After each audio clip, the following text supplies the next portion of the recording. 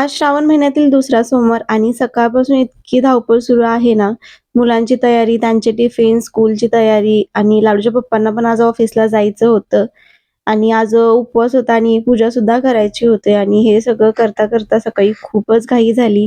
त्यामुळे आज सकाळचं रुटीन नेहमीपेक्षा जरा जास्तच हेक्टिक होती. नमस्कार मंडळी, नवीन एका ब्लॉगमध्ये तुमच्या सर्वांचं खूप खूप स्वागत आहे. आज श्रावण महिन्यातील दुसरा सोमवार आहे आणि सकाळीच आम्हाला महादेवांची पूजा विशेष करायची होती. सगळ्यात आधी मुलांचे टिफिन वगैरे मी पॅक करून ठेवले आणि दोघांचं आवरलं. तोपर्यंत लाडूच्या पप्पांनी इकडे देवपूजा करायला घेतली होती. मागच्या सोमवारी थोडं निवांतच आम्ही देवपूजा केली होती, पण यावेळी लाडूच्या पप्पांना ऑफिसला जायचं होतं आज, त्याच्यामुळे सकाळी लवकरच देवपूजा करायला घेतली होती. आणि इथे लाडूच्या पप्पांनी सगळा अभिषेक वगैरे करून घेतला. तोपर्यंत मी म्हटलं दारात रांगोळी वगैरे काढते आणि त्यांचा इकडे अभिषेक सुरू आहे. तोपर्यंत मग मी दार वगैरे स्वच्छ करून घेतलं आणि दारात रांगोळी काढायला गेले. उंबरठा पुसून घेतला, त्यावरती हळदीने स्वास्तिक काढलं आणि दारात छोटीशी रांगोळी काढली. तर बऱ्याच ठिकाणी वेगवेगळ्या पद्धतीने उंबरठा पूजन करतात. कोणी हळदीचं लेपन करून करतं. पण मी आपलं साधं मला कारण सकाळ-सकाळी खूप घाई असते, त्याच्यामुळे आपलं मी हळदीने स्वास्तिक काढत असते आणि दारात छोटीशी रांगोळी काढून फुलं वगैरे ठेवून असं एकदम सोप्या आणि साध्या पद्धतीने पूजन करत असते. तुम्ही अजून काही वेगळ्या पद्धतीने उंबरठा पूजन करत असाल तर मला कमेंटमध्ये नक्की सांगा. माझी इकडे दारात रांगोळी काढून झाली, तोपर्यंत लाडूच्या पप्पांनी देवपूजा करून घेतली होती. आता मला सुद्धा देवपूजा करायची होती, पण आता मुलांना स्कूलमध्ये सोडवायची वेळ झाली होती. त्याच्यामुळे म्हटलं त्यांना सोडून मी घरी आल्यानंतरच देवपूजा करून घेईल. लाडू आणि श्रीहरीचे टिफिन वगैरे पॅक करून ठेवले होते. ते सगळं त्यांच्या बॅगमध्ये ठेवून दिले आणि नाश्ता वगैरे तर आधीच झाला होता दोघांचा. आणि श्रीहरीचं सुरू होतं इथे बुक घेऊन, की "मम्मा हे बघ टॅक्सी, बस." आता त्याला व्हेइकलमध्ये खूप जास्त इंटरेस्ट आहे, त्याच्यामुळे हे बुक त्याचं फेव्हरेट बुक आहे. त्याच्यामुळे कायम तो बुक घेतो आणि सांगत राहतो, की "मम्मा हे बघ ही टॅक्सी आहे."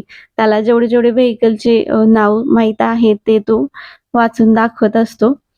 आता त्याचा इथे नाश्ता राहिला होता म्हणून म्हटलं थोडंफार त्याला खाऊ घालतच माझी बाकीची कामं सुरू होती.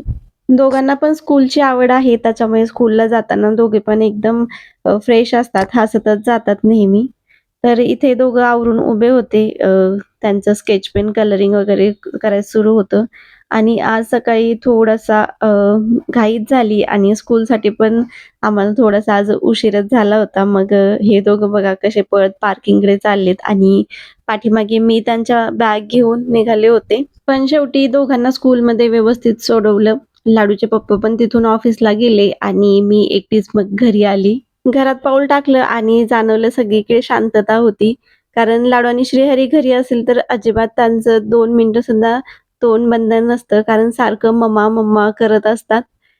दोघं थोडा वेळ स्कूलला जातात तोपर्यंतच घरात शांतता राहते आणि मला सुद्धा मग वेगळं काहीतरी काम करायला वेळ भेटतो. आणि सगळीकडे पाहिलं तर घरात इतका जास्त पसारा पडला होता. म्हटलं आता आपली दुसरी शिफ्ट सुरू होणार. त्याआधी म्हटलं ते तर सगळं आवरूच, पण त्याआधी देवपूजा करून घेऊ. आज श्रावण महिन्यातील दुसरा सोमवार आहे आणि श्रावण महिन्यातील प्रत्येक सोमवारी शिवमूठ अर्पण करण्याची परंपरा आहे. तर आजची शिवमूठ आहे तीळ.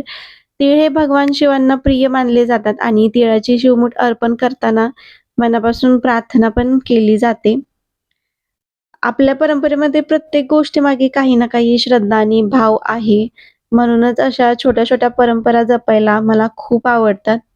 आज महादेवांसमोर तिळाची शिवमूठ अर्पण करून मनापासून प्रार्थना केली आणि आजची देवपूजा सुद्धा खूप सुंदर झाली होती.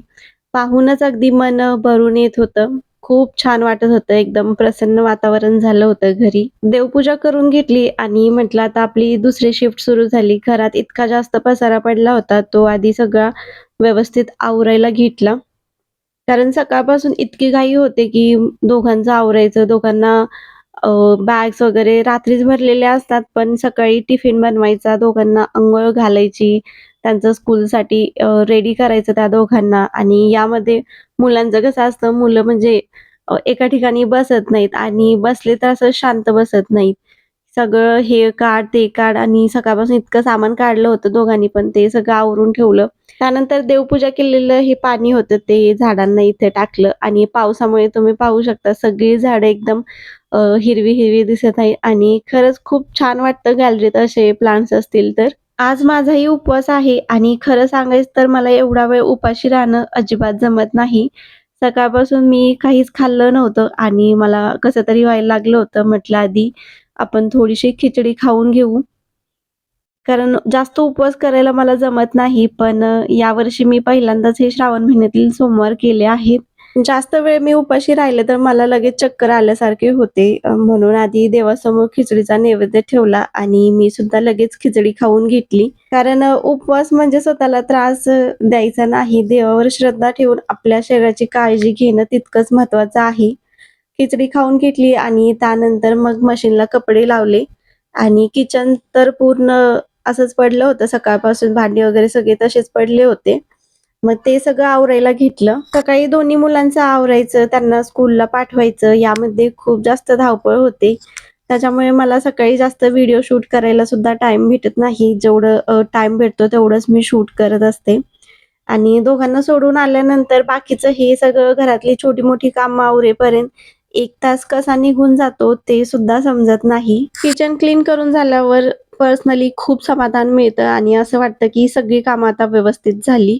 घरातली सगळी कामे आवरून झाल्यावर वाटतं की चला आता स्वतःसाठी काहीतरी करूया आणि अजून ऑफिसच्या लॉगिनला थोडा वेळ होता म्हणून म्हटलं चला वेळ वाया न घालवता YouTubeचं एडिटिंग करू.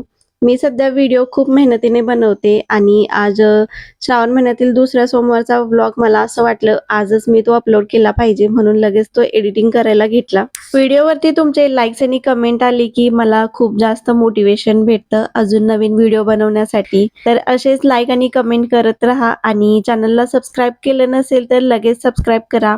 भेटू पुढच्या व्लॉगमध्ये. तोपर्यंत काळजी घ्या. बाय.